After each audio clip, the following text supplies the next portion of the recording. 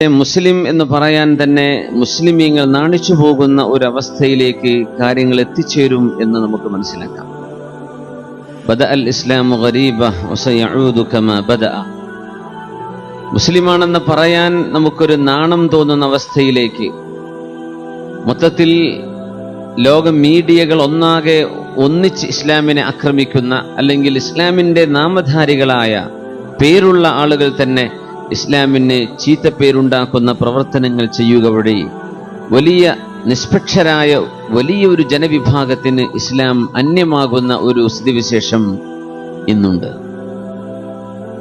അവിടെയാണ് നമ്മൾ ഇസ്ലാം അഭയമാണ് എന്ന ഒരു വിഷയത്തെ സംബന്ധിച്ച് ഈ സമയത്ത് ചർച്ച ചെയ്യുന്നത്. ഉസ്ബെക്കിസ്ഥാനിന്റെ ഭാഗമായ സമർഖന്ദ്, മിഡിൽ ഏഷ്യയിൽ ഇസ്ലാമിക സംസ്കാരത്തിന്റെ ഈറ്റില്ലമായ സമർഖന്ദ്, മഹാനായ ഇമാമുന ബുഖാരി റഹ്മത്തുള്ളാഹി അലൈഹിയുടെയൊക്കെ ജീവിത ചരിത്രം ബന്ധപ്പെട്ട് കിടക്കുന്ന സമർഖന്ദ്. മുസ്ലിമീങ്ങൾ അവിടേക്ക് കയറി ചെല്ലുമ്പോ മഹാനായ ഖുതൈബത്ത് ഇബ്നു മുസ്ലിം റഹ്മത്തുള്ളാഹി അലൈഹി റളിയല്ലാഹു അൻഹു അവിടേക്ക് കയറി വരുമ്പോ അതൊരു മുസ്ലിം രാജ്യമായിരുന്നില്ല, ബലിഷ്ഠമായ കോട്ടയായിരുന്നു. ആ കോട്ടക്കുള്ളിലേക്ക് എങ്ങനെയാണ് കടക്കുക എന്ന് മുസ്ലിം സൈന്യം ആലോചിക്കുന്നു. ഖുതൈബ റളിയല്ലാഹു അൻഹുവിന്റെ സൈന്യം ചൈനയിലേക്ക് കടന്നുപോയിട്ടുണ്ട്. വിവിധ കോണ്ടിനെന്റുകളിലേക്ക് ഇസ്ലാമിക പ്രബോധനവുമായി കടന്നു ചെന്നിട്ടുണ്ട്. പക്ഷേ സമർഖന്ദിലെത്തിയപ്പോ എങ്ങനെ അതിനകത്ത് കടക്കാം? കാരണം അന്നൊക്കെ രാജ്യങ്ങൾ അതിന്റെ തലസ്ഥാന, അതിന്റെ കേന്ദ്രഭാഗങ്ങൾ കോട്ടകൾ കെട്ടി സംരക്ഷിക്കുന്ന ഒരു സ്വഭാവമുണ്ട്. ഖുതൈബ റളിയല്ലാഹു അൻഹുവിന്റെ കൂടെയുള്ള സൈന്യം തീരുമാനിച്ചു, നമുക്ക് കച്ചവടക്കാരായി അഭിനയിച്ച് അതിനകത്തേക്ക് കടക്കാം. അങ്ങനെ അവർ കോട്ടക്കുള്ളിലേക്ക് സാധനം വിൽക്കുന്ന കച്ചവടക്കാരായി കയറി ചെല്ലുന്നു. ഒരുപാട് കച്ചവടക്കാർ അകത്തെത്തിയപ്പോഴേക്കും കോട്ടയുടെ എല്ലാ കവാടങ്ങളും മുസ്ലിമീങ്ങൾ സൈന്യത്തിന് വേണ്ടി ഉള്ളിൽ കടന്ന കച്ചവടക്കാർ തുറന്നുകൊടുത്തു. അപ്പോഴേക്കും സൈന്യം ഇരച്ചു കയറി ഒരു ദിവസത്തിനകം സമർഖന്ദ് ഇസ്ലാമിന്റെ അധികാരത്തിലേക്ക് കടന്നു വരികയാണ്. മുസ്ലിമീങ്ങൾ സമർഖന്ദ് കൈയടക്കുന്ന ഈ രംഗം, അവിടുത്തെ വലിയൊരു പാട്രിയാർക്കീസ്, ക്രിസ്ത്യാനികളുടെ വലിയൊരു നേതാവിനോട് ആളുകൾ ചെന്ന് പരാതി പറഞ്ഞു. അവര് പറഞ്ഞു, ഇതിലെന്തെങ്കിലും നമുക്കൊരു പരിഹാരം വേണം. കാരണം നമ്മുടെ നാട് ഒരു ദിവസം കൊണ്ട് ശത്രുക്കൾ കൈയടക്കിയിരിക്കുകയാണ്. അവിടുത്തെ ക്രിസ്തീയ പുരോഹിതൻ പറഞ്ഞു, സഅതുലുബ് ബിമുഹാകമത്തി ഖായിദി ജയ്ഷിൽ മുസ്ലിമീൻ, മുസ്ലിമീങ്ങളുടെ സൈന്യാധിപനെ കോടതി കയറ്റാനുള്ള പണി എനിക്കറിയും. അവര് പറഞ്ഞു, നിങ്ങൾ അങ്ങനെയൊക്കെ ഒരു മുസ്ലിം സൈന്യത്തിന്റെ നേതാവിനെ നിങ്ങൾ കോടതി കയറ്റുക എന്നതൊക്കെ സാധ്യമാണോ? അവരല്ലേ വിജയിച്ചത്, അവരുടെ രാജ്യമായി കഴിഞ്ഞില്ലേ? അപ്പൊ അദ്ദേഹം പറഞ്ഞു, ഖലീഫത്തുൽ മുസ്ലിമീൻ ഉമർ ഇബ്നു അബ്ദുൽ അസീസ് റളിയല്ലാഹു അൻഹു ഫഹുവ റജുലുൻ അദ്ൽ. മുസ്ലിമീങ്ങളുടെ നേതാവ് ഖലീഫ ഉമർ ഇബ്നു അബ്ദുൽ അസീസ് ഒരു നീതിമാനാണ്. അതുകൊണ്ട് നമുക്ക് നീതി ലഭിക്കും എന്നെനിക്ക് ഉറപ്പാണ്. അങ്ങനെ സമർഖന്ദിൽ നിന്ന്, റഷ്യയിൽ നിന്ന് ഷാമിലേക്ക്, സിറിയയിലേക്ക് ഒരു ദൂതനെ പറഞ്ഞുവിടുന്നു. ആ ദൂതന്റെ കയ്യിൽ കൊടുത്ത കത്തിന്റെ ഉള്ളടക്കം ഇന്നതാണ്. മുസ്ലിമീങ്ങൾ ഒരു രാജ്യം കൈയടക്കുമ്പോ ആദ്യമായി അവരോട് ഇസ്ലാമിനെ സംബന്ധിച്ച് പറഞ്ഞു കൊടുക്കണം. മുസ്ലിമീങ്ങൾ ഇസ്ലാമിനെ പരിചയപ്പെടുത്തി കൊടുക്കണം. അത് സ്വീകരിക്കാൻ അവരെ സന്നദ്ധമല്ലെങ്കിൽ മുസ്ലിം ഭരണത്തിന്റെ കീഴിൽ എല്ലാവിധ സംരക്ഷണവും സെക്യൂരിറ്റിയും അനുഭവിച്ചുകൊണ്ട് മുസ്ലിമീങ്ങൾക്ക് ടാക്സ് കൊടുത്ത്, ജിസിയ കൊടുത്ത് ജീവിക്കാൻ അവർക്ക് അവസരം കൊടുക്കണം. അതിനും അവർ സമ്മതിക്കുന്നില്ലെങ്കിൽ അപ്പോഴാണ് യുദ്ധം തുടങ്ങേണ്ടത്. പക്ഷെ അങ്ങനെ ഒരു ഓപ്ഷൻ ഞങ്ങൾ സമർഖന്ദുകാരോട് ഖുതൈബ റളിയല്ലാഹു അൻഹു തന്നിട്ടില്ല. അവര് ഇരച്ചു കയറുകയാണ് ഉണ്ടായത്. ഞങ്ങൾക്ക് ഇസ്ലാമിനെ പറ്റി പറഞ്ഞു തന്നിട്ടില്ല, ഞങ്ങളോട് ജിസിയ തരാൻ പറ്റുമോ എന്ന ഓപ്ഷൻ ഞങ്ങൾക്കൊരു ചോയ്സ് തന്നിട്ടില്ല. നേരെ അവർ യുദ്ധം ചെയ്തു, ഞങ്ങൾ തോൽക്കുകയാണ് ഉണ്ടായത്. അതുകൊണ്ട് ഞങ്ങൾക്ക് ഈ വിഷയത്തിൽ നീതി വേണം എന്ന് മഹാനായ അമീറുൽ മുഅ്മിനീൻ ഉമർ ഇബ്നു അബ്ദുൽ അസീസ് റളിയല്ലാഹു അൻഹുവിനോട് ആവശ്യപ്പെട്ടുകൊണ്ടുള്ള ഒരു കത്തുമായി ഒരു ക്രിസ്ത്യാനി ഷാമിലേക്ക് യാത്ര തിരിക്കുന്നു. ആഴ്ചകൾ നീണ്ട യാത്രക്കൊടുവിൽ അദ്ദേഹം ഷാമിലെത്തി. അവിടെ എത്തിയപ്പോ വളരെ മനോഹരമായ ഒരു പള്ളി കണ്ടു. അപ്പൊ അദ്ദേഹം വിചാരിച്ചു, അതായിരിക്കും ആ നാട്ടിലെ ഏറ്റവും വലിയ വീടാണത്, ഏറ്റവും വലിയ കെട്ടിടമാണത്, ഇതായിരിക്കും ഇവിടുത്തെ ഗവർണറുടെ വീട് എന്ന് അദ്ദേഹം വിചാരിച്ചു. അങ്ങനെ ആളുകളോട് ചോദിച്ചു, അഹാദ ബൈത്തുൽ ഖലീഫ, ഇതാണോ നിങ്ങളുടെ ഖലീഫയുടെ വീട്? ഇത് നിങ്ങളുടെ ഖലീഫയുടെ വീടാണോ എന്ന് ചോദിച്ചു. ആളുകൾ പറഞ്ഞു, ഹാദാ മസ്ജിദ്, ഇത് അല്ലാഹുവിന്റെ ഭവനമാണ്, ഇത് പള്ളിയാണ്, നിസ്കരിക്കുന്ന ഇടമാണ്. അപ്പോ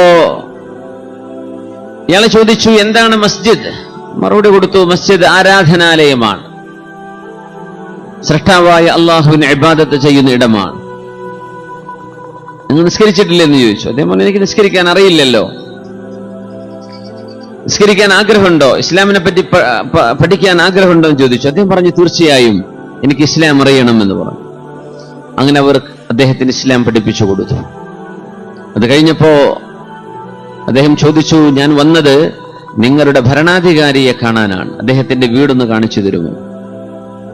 പറഞ്ഞു, നിങ്ങൾ ഈ വഴിക്ക് നേരെ നടന്നു പോയാൽ ഒരു മണ്ണിന്റെ വീട് കാണും, ആ കൂരയാണ് ഞങ്ങളുടെ ഖലീഫയുടെ വീട്. അദ്ദേഹം പറഞ്ഞു, നിങ്ങൾ തമാശ പറയാണോ? അല്ല, ഞങ്ങൾ കാര്യമായിട്ടായി പറയുന്നത്. അദ്ദേഹം നടന്ന് അവർ പറഞ്ഞ പോലെ ഒരു കളിമണ്ണിന്റെ വീട് കണ്ടു. ആ വീടിന് മുന്നിൽ ആ വീട്ടുകാരനും തന്റെ ഭാര്യയും ചുമരുകൾ മണ്ണുകൊണ്ട് തേച്ചുകൊണ്ടിരിക്കുകയാണ്. അദ്ദേഹം വീണ്ടും തിരിച്ചുപോയി. തനിക്ക് വഴി പറഞ്ഞെന്ന ആളുകളോട് ഒന്നുകൂടെ ചോദിച്ചു, അല്ല, നിങ്ങൾ പറഞ്ഞത് ഖലീഫയുടെ വീട് തന്നെയാണോ? തീർച്ചയായും. അപ്പൊ ആ കളിമണ്ണ്, അതെ, അദ്ദേഹം തന്നെ ആയിരിക്കണം നിങ്ങൾ ഉദ്ദേശിക്കുന്ന ആൾ. അവിടെ ചെന്നു അദ്ദേഹത്തോട് അസ്സലാമു അലൈക്കും എന്ന് പറഞ്ഞു. നോക്കുമ്പോൾ അത് തന്നെയായിരുന്നു മഹാനായ അമീറുൽ മുഅ്മിനീൻ ഉമർ ഇബ്നു അബ്ദുൽ അസീസ് റളിയല്ലാഹു അൻഹു. അദ്ദേഹത്തെ കണ്ടപ്പോ തന്റെ ഭാര്യ വീടിനകത്തേക്ക് ചെല്ലുന്നു. ഉമർ ഇബ്നു അബ്ദുൽ അസീസ് തങ്ങൾ ചോദിച്ചു, എന്താണ് കാര്യം? കത്ത് കൊടുത്തു. കത്തിന്റെ ഉള്ളടക്കം മനസ്സിലാക്കി ഉമർ ഇബ്നു അബ്ദുൽ അസീസ് റളിയല്ലാഹു അൻഹു ഒരു പേപ്പറിൽ, ഒരു കടലാസിന്റെ കഷ്ണത്തിൽ എന്തൊക്കെയോ കുറിച്ചു കൊടുത്തു. പോയിക്കോളൂ എന്ന് പറഞ്ഞു. ഇത് അവിടുത്തെ മുസ്ലിം ഭരണാധികാരിയുടെ, വാലിയുടെ, ഗവർണറുടെ കയ്യിൽ കൊണ്ടുപോയി കൊടുക്കണം എന്ന് പറഞ്ഞു. ഇദ്ദേഹം തന്നെ അനുഭവം പറയാണ്, ഞാൻ ആ കത്ത് തിരിച്ചു കിട്ടിയപ്പോ വലിയ ഒരു പ്രശ്നം, എന്റെ രാജ്യത്തിന്റെ ഒരു പ്രശ്നം അവതരിപ്പിക്കാൻ വന്നതാണ്. ഞങ്ങൾ നീതി നിഷേധിക്കപ്പെട്ട ആളുകളാണ്, ഞങ്ങൾക്ക് നീതി വേണം എന്ന് ആവശ്യപ്പെടാൻ അവിടുത്തെ ഒരു സമൂഹം എന്നെ പ്രതിനിധിയായി അയച്ചിരിക്കുകയാണ്.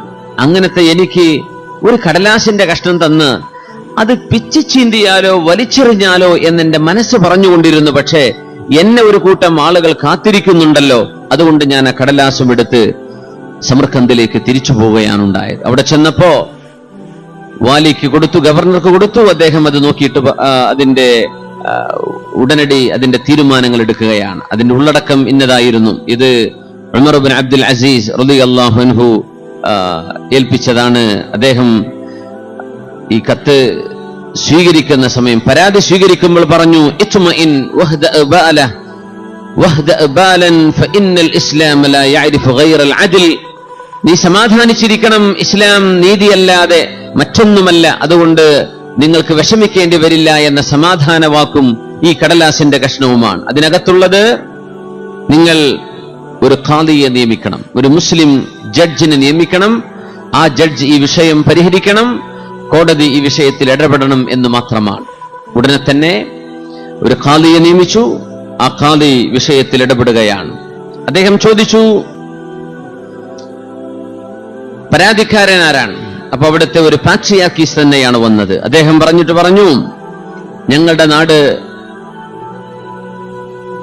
നിങ്ങളുടെ അനുയായികൾ മുസ്ലിമീങ്ങൾ കടന്നാക്രമിച്ചു, ഇസ്ലാമിനെ പറ്റി പറഞ്ഞു തന്നിട്ടില്ല, ടാക്സ് ജിസിയെ കുറിച്ച് പറഞ്ഞു തന്നിട്ടില്ല, നേരെ യുദ്ധമാണ് ഉണ്ടായത്. ഇങ്ങനെയാണോ നിങ്ങൾ രാജ്യങ്ങൾ കൈയടക്കാറുള്ളത്? ഖാദി ചോദിച്ചു മുസ്ലിം നേതാവിനോട്, സൈന്യാധിപനോട്, ഇതാണോ സംഭവിച്ചത്? അദ്ദേഹം പറഞ്ഞു, അസ്ലഹല്ലാഹുൽ ഖാദി, ഖാദി ജഡ്ജിനറിയാമല്ലോ, ഇന്നൽ ഹർബ ഖിദ്അ, ഈ യുദ്ധം എന്ന് പറയുന്നത് ഒരു തരം തന്ത്രമാണ്. ഈ രാജ്യത്തേക്ക്, സമർഖന്ദിലേക്ക് കടക്കാൻ ഞങ്ങൾ ഒറ്റക്ക് മാർച്ച് ചെയ്ത് കടന്നു വരികയല്ലാതെ മറ്റൊരു വഴി ഞങ്ങളുടെ മുമ്പിൽ ഉണ്ടായിരുന്നില്ല. അതുകൊണ്ടാണ് ഞങ്ങൾ അത് ചെയ്തത്. അപ്പോ ഖാദി ചോദിച്ചു, നിങ്ങൾ ഈ 3 ഓപ്ഷൻ ഈ നാട്ടുകാർക്ക് കൊടുത്തിട്ടുണ്ടോ എന്ന് ചോദിച്ചു. ലാ യാ അയ്യുഹൽ ഖാദി, ഇല്ല, ഞങ്ങളത് ചെയ്തിട്ടില്ല. ആ സമയത്താണ് ലോകം കണ്ട ഏറ്റവും അത്ഭുതകരമായ ഒരു വിധി അവിടെ പുറപ്പെടുവിക്കുന്നത്. ജഡ്ജി പറഞ്ഞു, മുസ്ലിം സൈന്യത്തോടൊന്നടങ്കം സമർഖന്ദിൽ നിന്ന് ഇറങ്ങിപ്പോവാൻ ഞാൻ വിധിക്കുകയാണ്. ഈ രാജ്യം നിങ്ങൾക്ക് അവകാശപ്പെട്ടതല്ല, നിങ്ങൾ ഇവിടെ കയറിക്കൂടിയത് ന്യായവുമല്ല.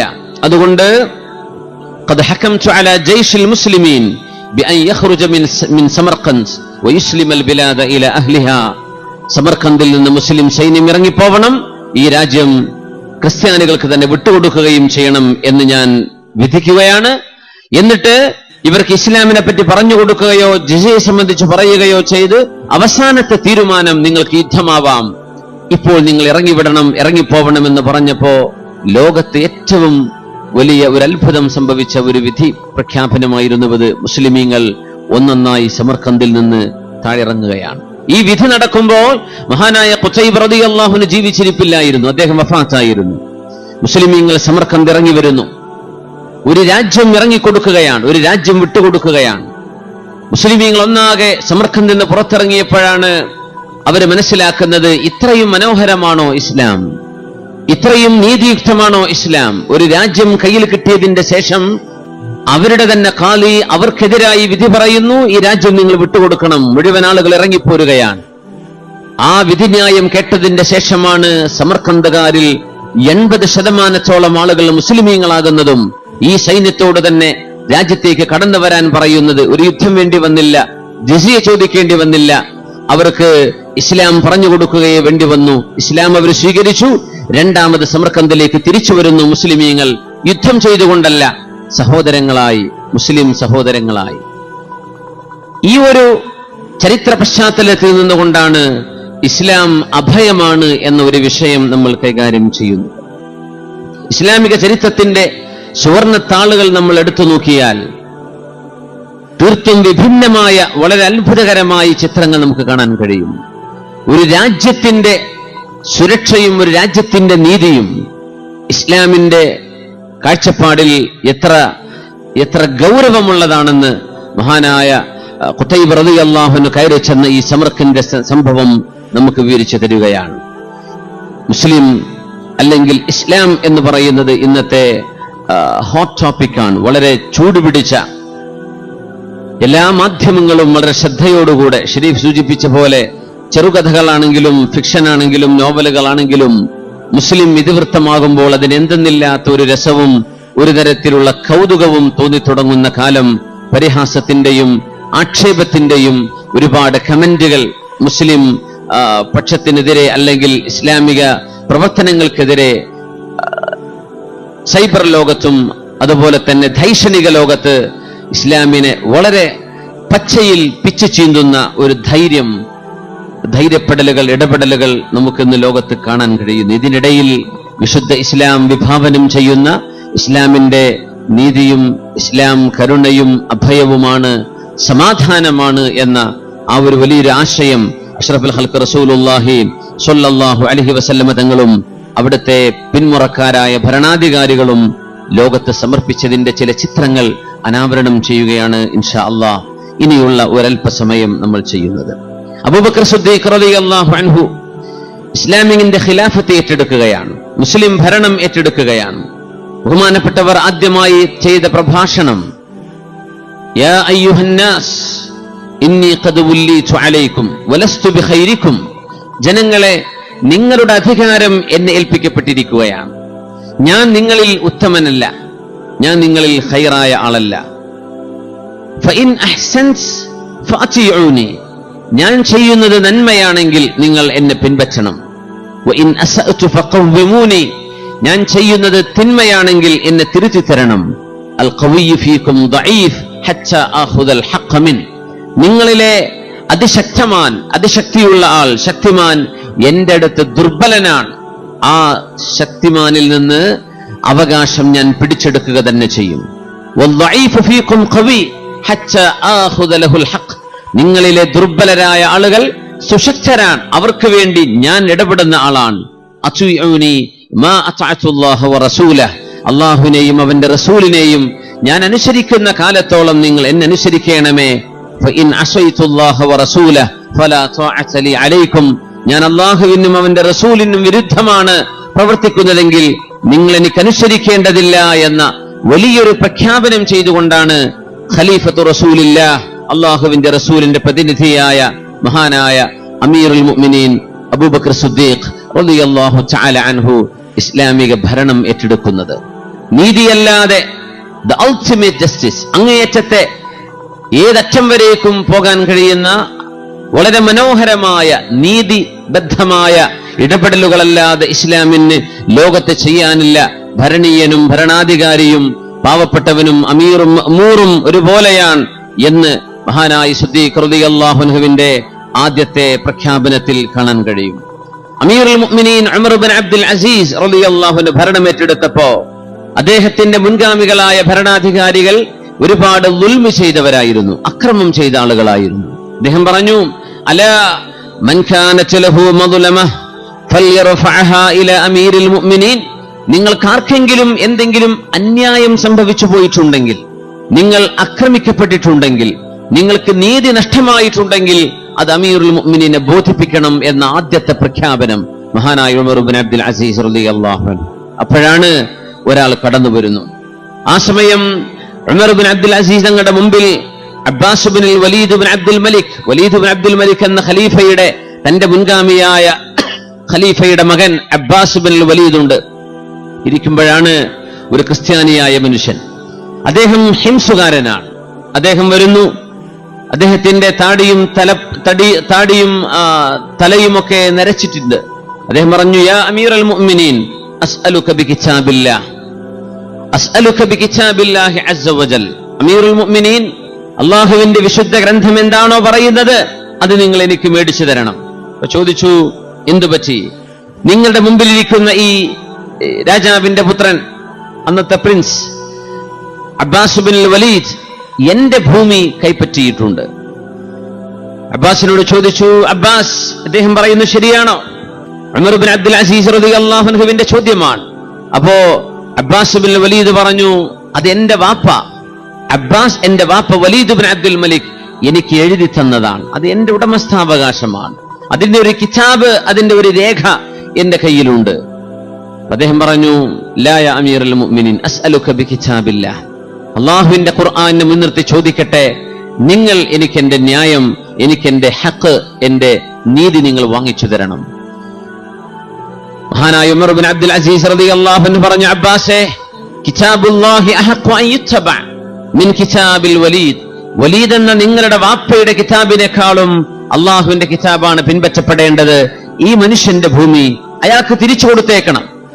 ആ ചോദിച്ചു വന്നത് വൃദ്ധനായ, താടിയും തലയുമൊക്കെ നരബാധിച്ച വൃദ്ധനായ സാധുവായ ഒരു ക്രിസ്ത്യാനിയായിരുന്നു, ഹിംസുകാരൻ. മഹാനായ ഉമർ ഇബ്നു അബ്ദുൽ അസീസ് റളിയല്ലാഹു അൻഹുവിന്റെ ഇസ്ലാമിക ഭരണം നടക്കുന്ന ഒരു കാലഘട്ടമാണ് നമ്മൾ ആലോചിക്കുന്നത്. മഹാനായ ഉമർ ഇബ്നു അബ്ദുൽ അസീസ് റളിയല്ലാഹു അൻഹുവിന്റെ ആദ്യത്തെ ഇടപെടൽ, സ്വന്തം രാജകുടുംബത്തിൽ നിന്നും അന്യായമായി പിടിച്ചുപറ്റിയത് മുഴുവനും അതതിന്റെ അവകാശികൾക്ക് മുസ്ലിമെന്നോ ജാതിയോ മതമോ നോക്കാതെ അവകാശികൾക്ക് തിരിച്ചു കൊടുക്കലാണ്. വലാ യജ്രിമന്നകും ശനആനു ഖൗമിൻ അലാ അല്ലാ തഅദിലു, നിങ്ങൾക്കൊരു സമൂഹത്തോട് വിദ്വേഷമോ അതല്ലെങ്കിൽ വെറുപ്പോ ഉണ്ടെങ്കിൽ അതുകൊണ്ടൊന്നും അവർക്ക് ലഭ്യമാവേണ്ട നീതി നിങ്ങൾ നിഷേധിക്കല്ലേ എന്ന പരിശുദ്ധമായ ഖുർആനിന്റെ അധ്യാപനം. മഹാനായ ഉമർ ഇബ്നുൽ ഖത്താബ് റളിയല്ലാഹു അൻഹു ഷാമിൽ നിന്ന് തിരിച്ചു വരുന്ന സമയം, അന്ന് മസ്ജിദുൽ അഖ്സായുടെ താക്കോല് വാങ്ങി മഹാനായ ഉമർ റളിയല്ലാഹു അൻഹു ഷാമിൽ നിന്ന് മസ്ജിദുൽ അഖ്സായുടെ സന്ദർശനം കഴിഞ്ഞ് മദീനയിലേക്ക് തിരിച്ചു വരികയാണ്.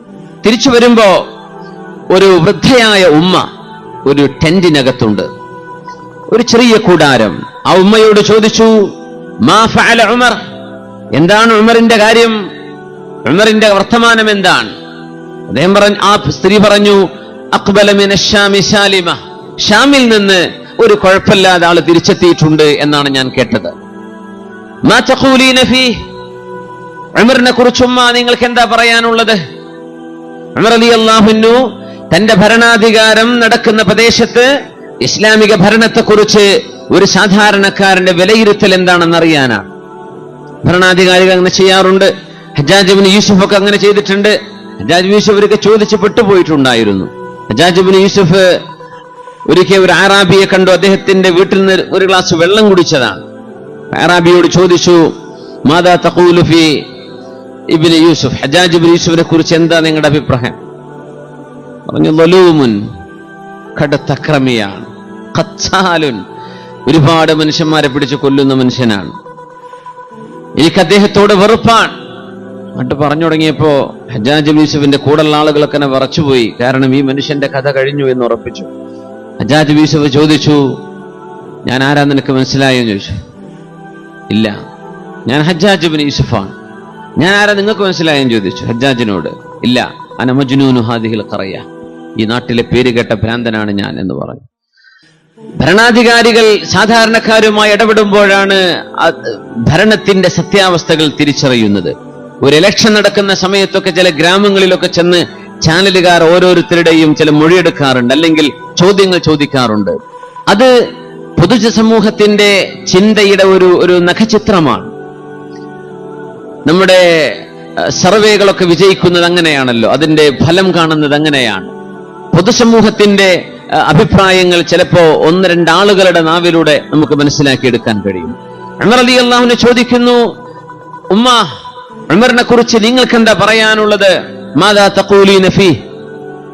പറഞ്ഞു, ചെറുപ്പക്കാരാ, ലാ ജസാഹുല്ലാഹു അന്നി ഖൈറ, ഉമറിന് ഒരു നന്മയും വരാതിരിക്കട്ടെ.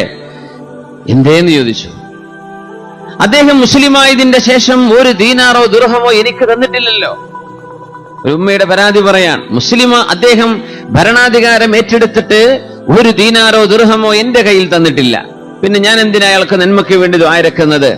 ലാ ജസാഹുല്ലാഹു അന്നി ഖൈറ, ഉമറിന് ഒരു ഗുണവും കിട്ടാതിരിക്കട്ടെ എന്ന് പറഞ്ഞപ്പോ ഉമർ റളിയല്ലാഹു തആല അൻഹു ചോദിച്ചു, പെണ്ണിനെ അറിയില്ലല്ലോ ഇത് ഉമർ തങ്ങളാണെന്ന്. ഉമർ തങ്ങൾ ചോദിച്ചു, അല്ല ഉമ്മ, നിങ്ങളെപ്പറ്റി ഉമറിന് അറിയില്ലാത്തത് കൊണ്ടായിരിക്കും, നിങ്ങൾ ഇങ്ങനെ കഷ്ടപ്പെടുകയാണെന്ന് ഉമർ എന്നവർ എങ്ങനെ അറിഞ്ഞിരിക്കും? അതുകൊണ്ട് ഉമറിന് നിങ്ങൾ ഇങ്ങനെ ചീത്ത വിളിക്കുന്നത് ശരിയല്ലല്ലോ, അദ്ദേഹം അറിഞ്ഞു കാണില്ലല്ലോ. അപ്പോ സ്ത്രീ പറയാണ്, സുബ്ഹാനല്ലാഹ്, എന്റെ അത്ഭുതം ഇതല്ല.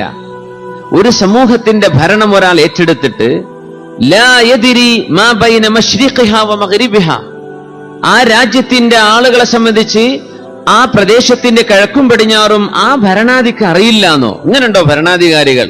എന്നെ പറ്റിയൊക്കെ അയാൾ അറിയേണ്ടതല്ലേ എന്നാ ഈ പെണ്ണിന്റെ ഭാവം. സുബ്ഹാനല്ലാഹ്. ഉമർ റളിയല്ലാഹു തആല അൻഹു കരഞ്ഞുപോയി എന്നാണ്. അവർ വാ ഉമറാ, ആ ഉമ്മയെ കാണാതെ പുറത്തു ചെന്നിട്ട് പറഞ്ഞു, വാ ഉമറാ, ഉമറേ, ഉമറേ എന്ന് മഹാനായ ഉമർ റളിയല്ലാഹു അൻഹു. കുല്ലുൻ നാസി അഫ്ഖഹു മിൻക യാ ഉമർ ഹത്തൽ അജായിസ്, ഉമറേ, ഈ സമൂഹത്തിലെ പാവപ്പെട്ട വൃദ്ധകളായ ഉമ്മമാർ പോലും ഉമറെ നിന്നെക്കാളും കാര്യം മനസ്സിലാക്കിയല്ലോ.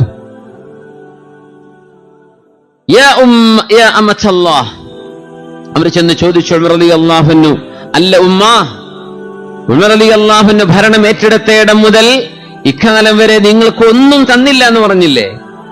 അത് ഉമർ തങ്ങൾ നിങ്ങളോട് ചെയ്ത അനീതിയാണെന്നും നിങ്ങൾ വിചാരിക്കുന്നു. നാളെ അല്ലാഹു തആല ഉമറിനെ വിചാരണ ചെയ്യുകയും ഉമർ റളിയല്ലാഹു അൻഹു നരകത്തിലേക്ക് പോവുകയും ചെയ്യുന്നത് എനിക്ക് ഓർക്കാൻ കഴിയുന്നില്ല. അതുകൊണ്ട് ഉമർ തങ്ങൾക്ക് വേണ്ടി ഞാൻ ചോദിക്കട്ടെയോ, നിങ്ങൾക്ക് സംഭവിച്ച നഷ്ടത്തിന് പകരം ഉമർ എന്നവർ എത്ര തന്നാൽ നിങ്ങൾ അവർക്ക് പൊരുത്തപ്പെട്ടു കൊടുക്കും? എത്രയാണ് തരേണ്ടത്? ഉമ്മ വിട്ടുകൊടുത്തില്ല.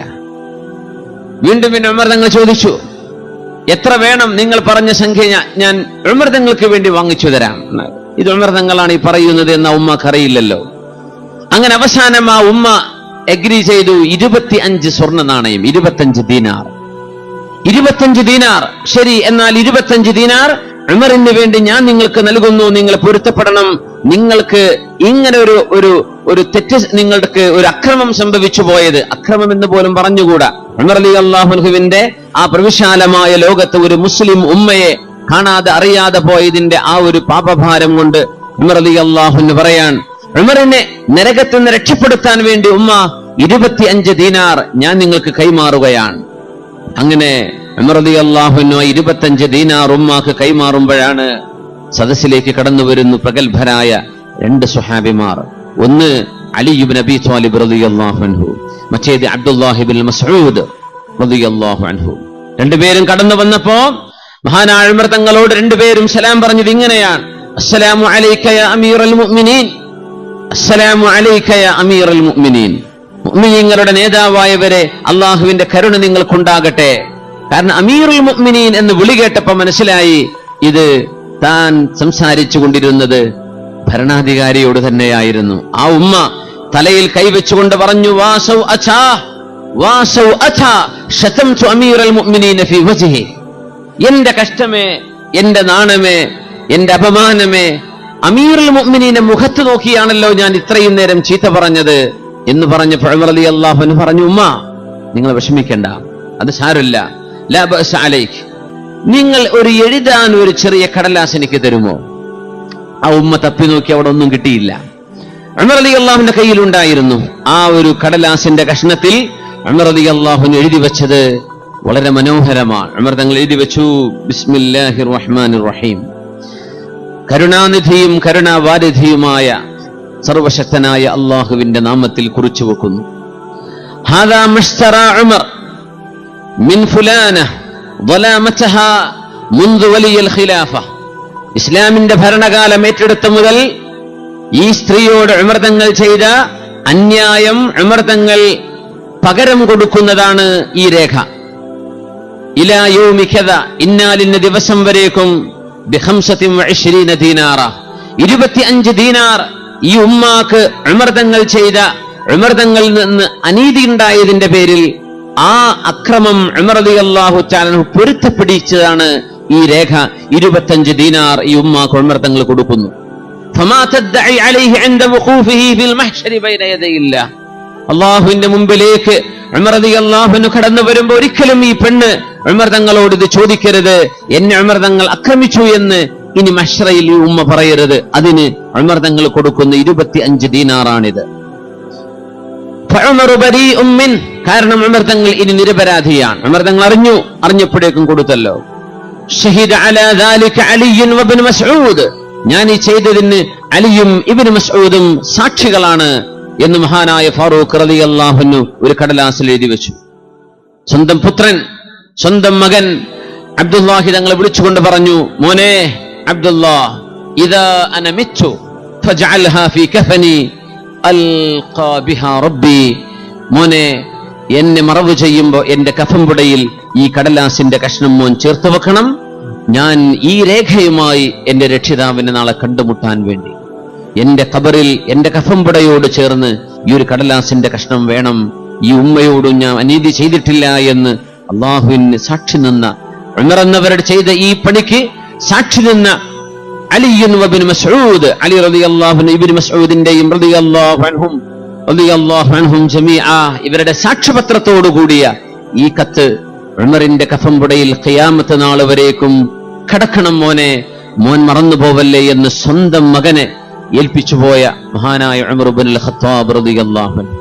ഇവിടെ നിന്നുകൊണ്ടാണ് ഇസ്ലാമിക ഭരണവും ഇസ്ലാമിക സംസ്കാരവും ഇസ്ലാമിന്റെ നിലപാടുകളും നീതിയും അഭയവും മനുഷ്യ നന്മയുമാണ് എന്ന് നമ്മൾ പറയുന്നത്. ഈ നന്മയും നീതിയും പഠിച്ചെടുത്തത് അഷ്റഫുൽ ഖൽഖിൽ നിന്നാണ് സ്വല്ലല്ലാഹു അലൈഹി വസല്ലം. ലോകത്തിന് നീതി പഠിപ്പിക്കാൻ വന്ന, ഇല്ലം അഅദിൽ ഫമൻ യഅദിൽ, ഞാൻ നീതി ചെയ്തില്ലെങ്കിൽ ലോകത്ത് ആരാണ് നീതി ചെയ്യുക എന്ന് രോഷാകുലരായി റസൂലുള്ളാഹി സ്വല്ലല്ലാഹു അലൈഹി വസല്ലം തങ്ങൾ ഹുനൈൻ യുദ്ധം നടന്ന സമയത്ത് അവിടെ വിളിച്ചു പറഞ്ഞത്, സ്വഹാബത്തിന്റെ മുമ്പിൽ റസൂലുള്ളാഹി സ്വല്ലല്ലാഹു അലൈഹി വസല്ലം തങ്ങൾ നീതിയുടെ പാഠം, നീതിയുടെ അന്ത്യപാഠം പഠിപ്പിച്ചത് നമുക്ക് ഹദീസുകളിൽ നിന്ന് കാണാൻ കഴിയും. അഷ്റഫുൽ ഖൽഖ് സ്വല്ലല്ലാഹു അലൈഹി വസല്ലം തങ്ങളുടെ അനുയായികളാണ് ഇതുപോലെയുള്ള വലിയ വലിയ മാതൃകകൾ ലോകത്ത് ചെയ്തു വെച്ചത്.